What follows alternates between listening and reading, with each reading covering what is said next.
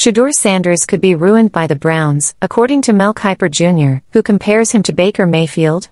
Without a doubt, no player selected 144th in the draft had attracted as much attention as Shedeur Sanders. His fall was one of the most striking in NFL history, as he was projected to be selected in the first round. The Cleveland Browns stopped his fall, but long before that, they secured former Oregon Ducks player Dillon Gabriel, now the team's QB1, on their roster.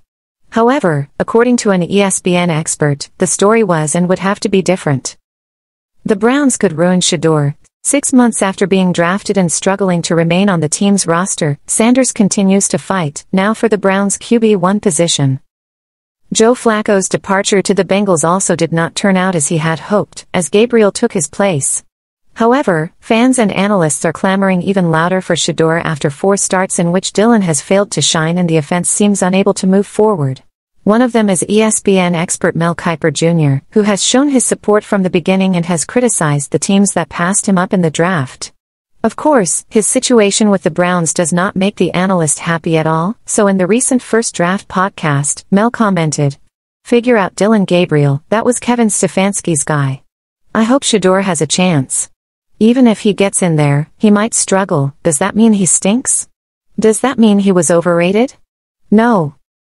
Kiper Jr. also emphasized that teams in the league don't always know, choose, or develop their quarterbacks in the best way, as in the case of Shedeur, everybody's clueless about quarterbacks, including the NFL geniuses, okay? They don't know. Even when they have them, they don't know. The Browns had Baker Mayfield, they let him go, he said of the current Tampa Bay Buccaneers star. The truth is that Cleveland shone under the 30-year-old QB and had an 11-5 record in 2020, but they let him go, firing him the following year.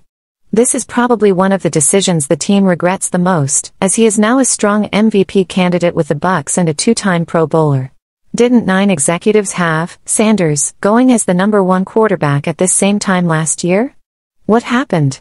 Nothing happened on the field. All of a sudden, we are washing our hands of Shedeur Sanders.